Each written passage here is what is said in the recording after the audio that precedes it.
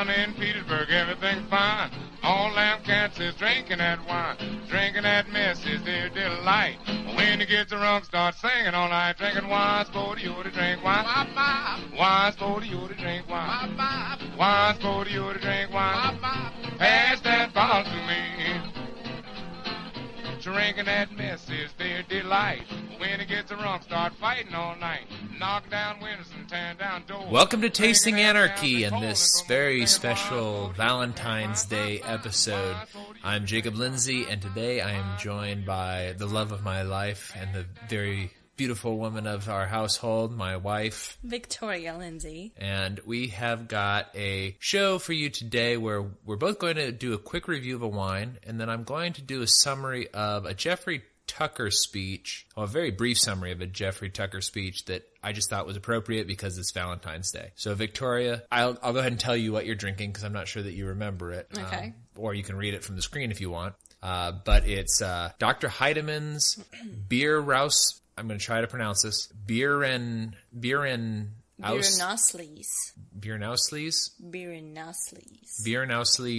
Bear. Mm-hmm. Okay. It is 9% alcohol by volume. It's a Riesling. It's a little bit different, though. I mean, you can tell by the 9% alcohol because this is, I believe, an ice wine, which the way that ice wines are done is they wait till there is a freeze, and then they pick the grapes frozen, so there is not as much sugars. So a lot of times they do have to add sugar or fortify it, which is adding some sort of liquor to make it stronger. But that leaves it very, very sweet.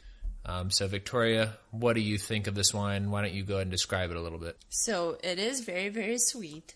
And it tastes like citrus. I would say something like orangey flavor. And it's very light. So like when you drink it, I don't have like a gross aftertaste after liquor or something. Mm-hmm. So it's a nice light wine for people who don't want to get too drunk or just like something light that is citrusy. And that like very sweet wines? Yeah. Okay, so one of the descriptions they gave of this is that it's slightly buttery. What do you think about that? I'm not sure what you would call buttery, but I don't have that flavor. Okay. Buttery meaning like the taste of butter. Yeah, like no. No? Okay. No. All right. Well, how would you rate this? What do you think? Did you like it? Would you want me to buy it for you again or? Nope. No? No, my favorite is Almond Day by Bailey's. So yeah, and this one is not as near as close. No, but you like the Cahors that we get at the Russian store sometimes. Yeah, it was pretty good. Would you want to get that one again? Yeah, definitely. Okay, so either Bailey's, Cahors, or this cream amaretto.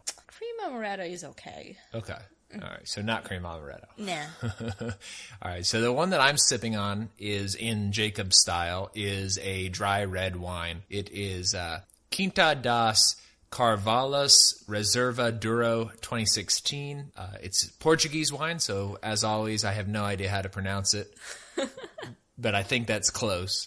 It's 13.5% alcohol by volume. It is a very attractive wine. It's a very, very dark red, with sort of like a lighter red halo when you see some light through it, which is nice. And usually I like to pour a small glass and look at it against some white just because it's pretty. I don't know, that's one of the attractive things about wine is that it looks nice, it smells nice, it tastes nice, and this one fits all of those.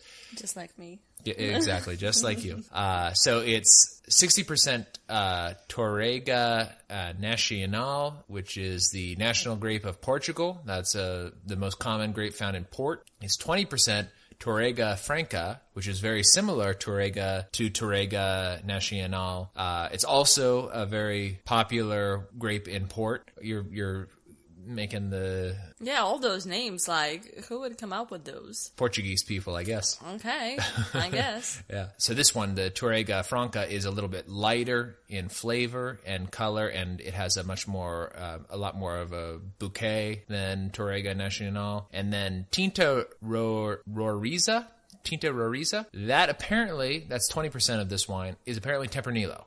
So it's the same genetically. They do grow it in Portugal as well. They just call it something else. This Quinta das Carvalhas Reserva is aged 12 months in oak barrels. I don't know if it is American oak or French oak, or maybe there's, I would imagine there's Spanish and Portuguese oak. I have no idea, but it just says 12 months on oak. So that is what would, impart some of the wood and the flavors that come out of oak. So I think that this is a pretty powerful wine. I used the aerator / filter that Viktoriia gave me for Christmas, and Victoria's genius idea, which was, because I don't like using it because it's one filter, one bottle. And she came up with a genius idea of cleaning out a bottle and then pouring it through the filter into a different bottle and then sealing that bottle. And it seems to work pretty well. I don't know if that is, if that's going to be a problem, if it's going to be too aerated at that point. I don't know, but it tastes pretty good. It is very powerful, but after going through the aerator, it does have, I think, like a very strong ripe black fruit flavor. It's very fine tannins. There's a small amount of acidity, but it's not overly acidic. I've had some Portuguese wines that are very, very acidic, very, very fruity. This one's a lot more, I think, even. It's just very well balanced. And that is it for the wines. Because it's Valentine's Day, I did want to recommend a Jeffrey Tucker speech that he did at the Atkin Institute called Capitalism is About Love, which, as he says in the speech, sort of seems counterintuitive to a lot of people. And lately on the Twitter and Facebook, I've been seeing kind of a lot of libertarians who are sort of losing interest in the term capitalism. And like, that's one of those things where I'm just like, I don't want to give it up. I don't want to give up the word because, leftists or even right-wingers come in and they try to steal it. Actually, right-wingers, I think, are the ones that make capitalism seem bad.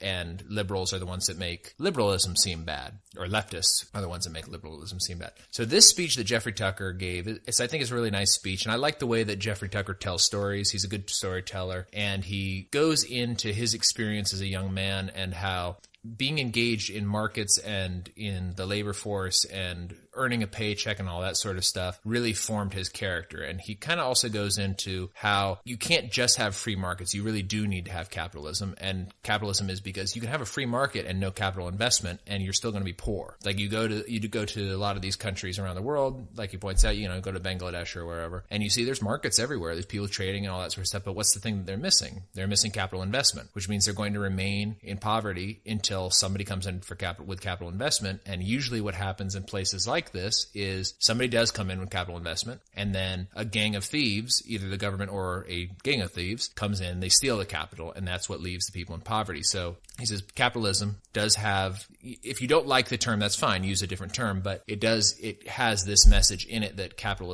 is important. Then he tells a kind of a funny story, and he says the reason he likes using the word capitalism, and when people argue against it, he thinks it's sort of like if somebody comes up to you and they say, I don't like chicken. And you say, oh, okay, well, to each his own or whatever. Why don't you like chicken? And he goes, well, I don't like chicken because the meat is red and it kind of has like a red, juicy blood kind of thing that comes off of it. And before you slaughter the animal, it gives you milk, and it's got these like horns and a hoof, and it goes moo. And you go, oh, wait a second, it's not that you don't like chicken, you're talking about beef. You don't like beef. And that's sort of what happens with people who say they don't like capitalism. You say, well, why don't you like capitalism? And they say, well, I don't like that it exploits women or minorities, and I don't like that it forms monopolies that are protected by government, and then the politicians, they get involved with these big corporations and all that stuff, and you go, whoa, whoa, whoa, whoa, you're not talking about capitalism. You're talking about mercantilism, or what people call crony capitalism, or fascism, or these types of things. You're not actually talking about capitalism. And so, but he says that's kind of where you have to sort of start with defining. But to the point of capitalism as an act of love, I'm going to summarize this, very, very briefly, is he says that the reason that it is an act of love is because when you act in a capitalist or free market system, in order for you to become more wealthy, you have to serve others and make others happy. And that's part of what loving is doing things for other people. And he kind of equates that. He goes through several different things, and I'm not going to summarize the entire video because it's an hour long, but it's just one of those videos that I think about a lot, and that I don't think we give enough, lip service to, as far as kind of trying to explain it to people who would maybe favor socialism or would favor what, quote unquote, mixed economy or fascism.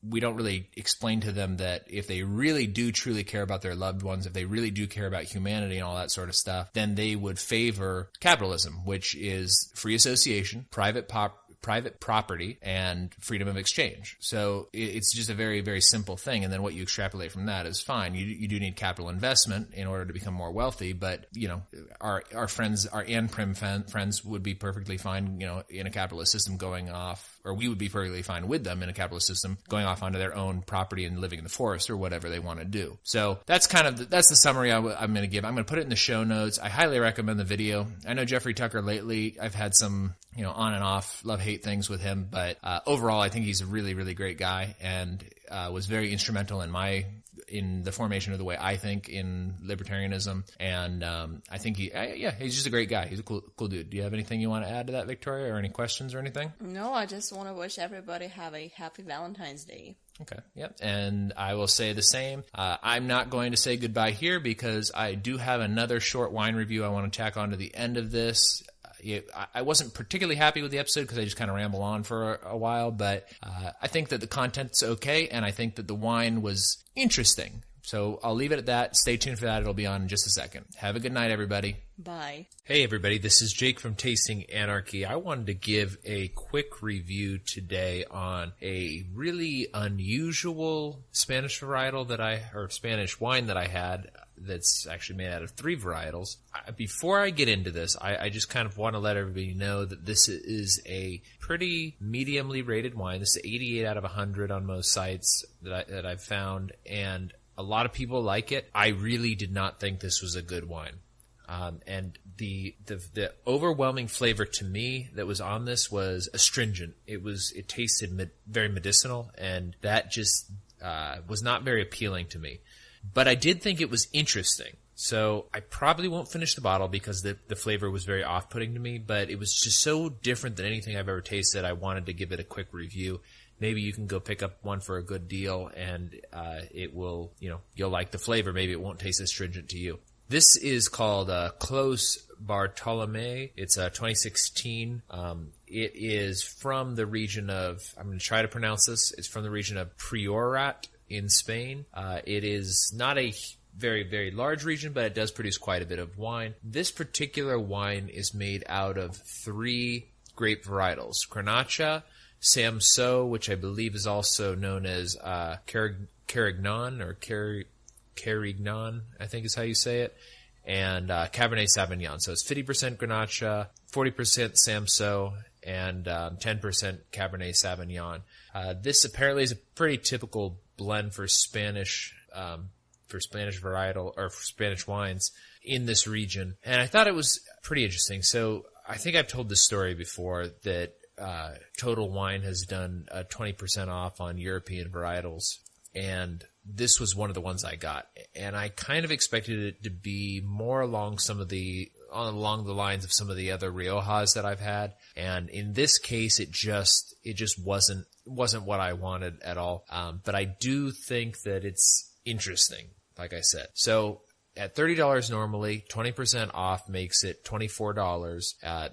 That price was a little too high for me for this wine, but I think it's interesting. But let me go ahead and read to you guys what some other people said about this wine, because I don't want my own personal taste to kind of poison everybody else's opinion of this. Now, there's a lot of really great sites online that you can read wine reviews from.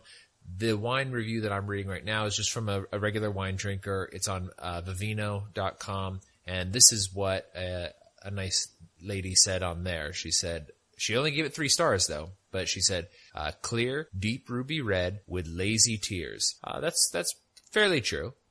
Clean, medium, intensity nose of red cherry, blackberry, toasty cedar, eucalyptus, and pepper tree. Youthful, dry with medium acidity and tannins, high alcohol, medium body, medium intensity flavor confirms the nose, medium finish or medium plus finish focused on grippy tannins, texture, and alcohol. As she says, good, drink now or within 5 years, a bold wine from a small producer in Priorat, decant, and then she finishes out with the grape varietals. One thing about, she said, go ahead and decant it. I did try decanting it. It didn't really improve the flavor to me. I also tried my wine filter. Again, didn't really improve the flavor to me. One thing I did notice on this while I was prepping for the show is on the back it says to serve it at 64 to 68 degrees Fahrenheit, We usually keep the apartment quite a bit warmer than that, and I just leave my red wines on top of the refrigerator. So it might be close to that temperature, but maybe it was a little too hot, and that kind of made the alcoholiness of it come out too strong. It's hard for me to tell, but that could be what's going on here. She did mention that it's high alcohol. It is. It's 15% alcohol by volume. I am typically averse to things that are that high in alcohol. If you guys recall, I did a review of a red wine from Moldova called Cahor, and it was too sweet for me, but it was also extremely alcoholic, and that alcoholic flavor to me is just very off-putting.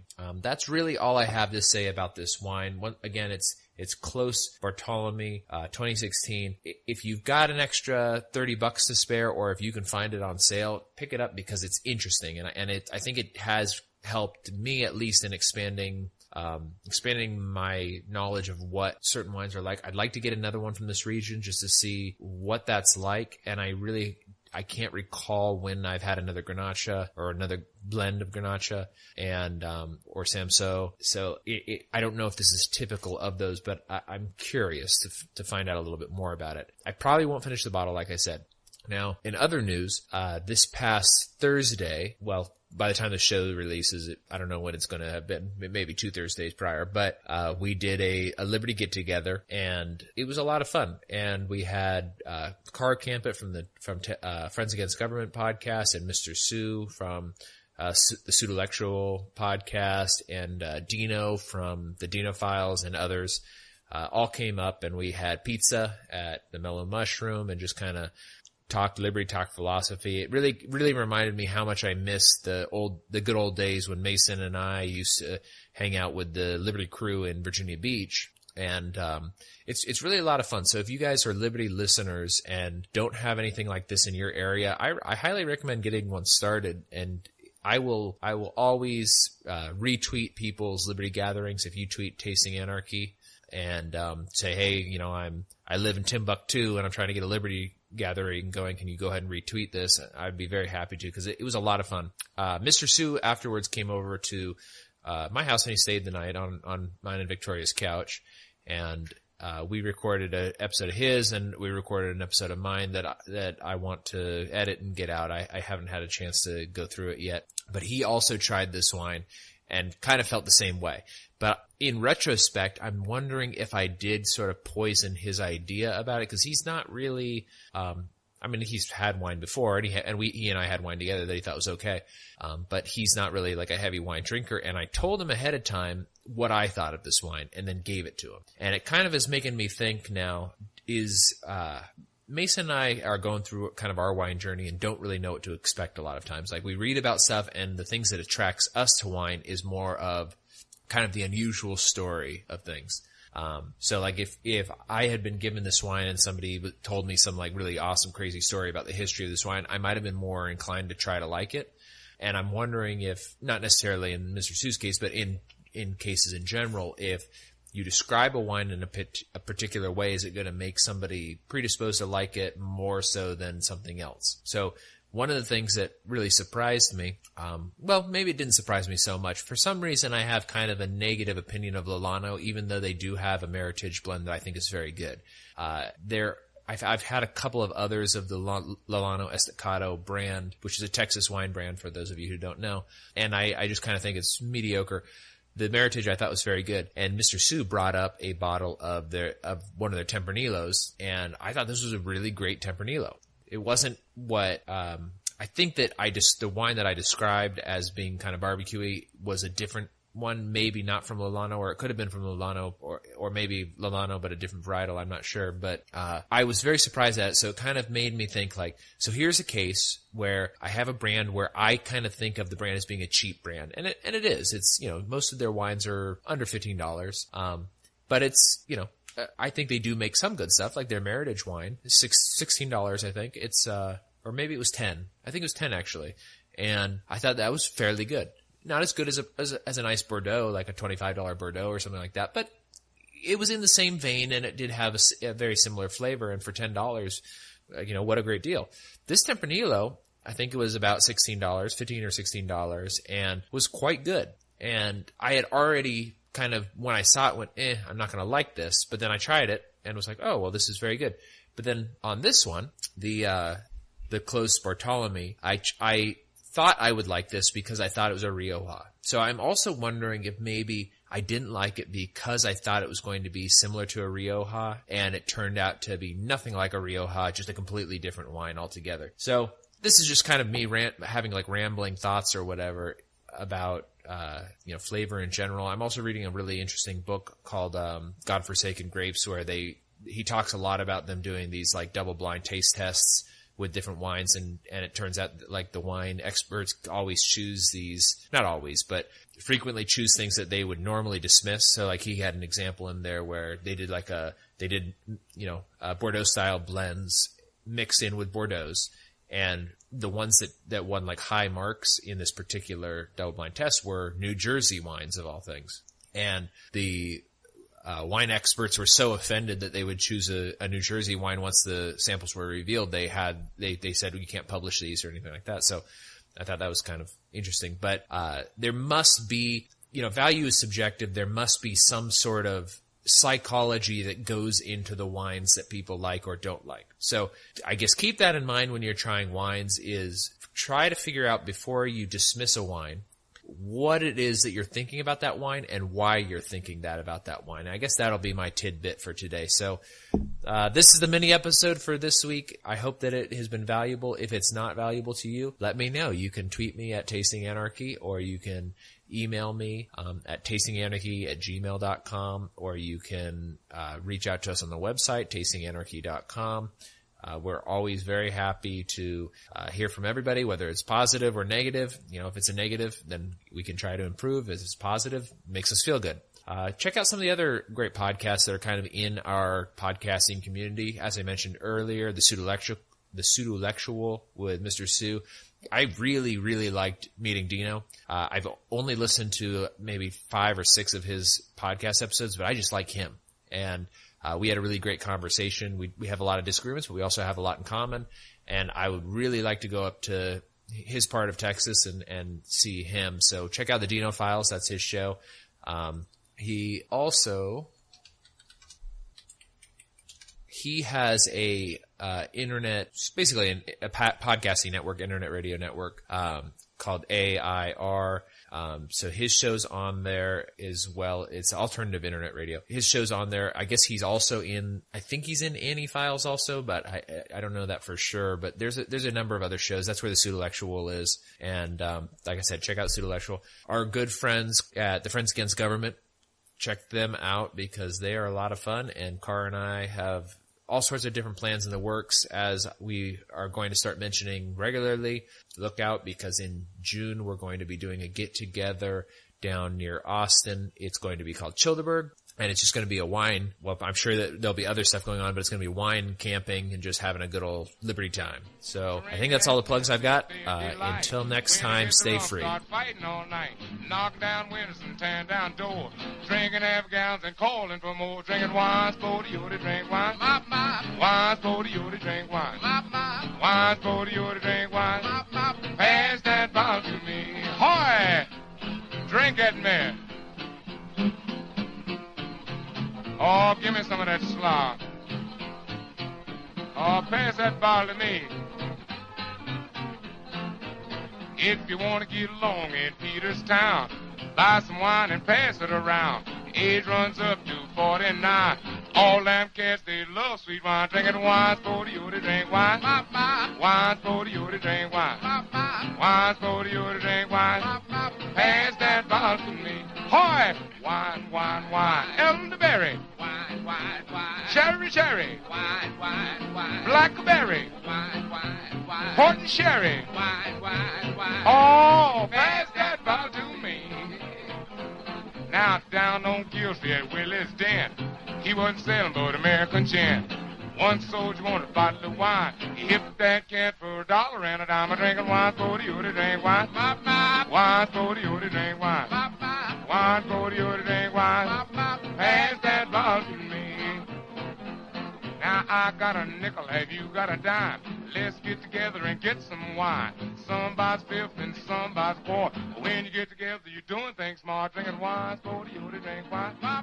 Wine, sporty, you to drink wine. Wine, wine, for you to drink wine. Pass that bottle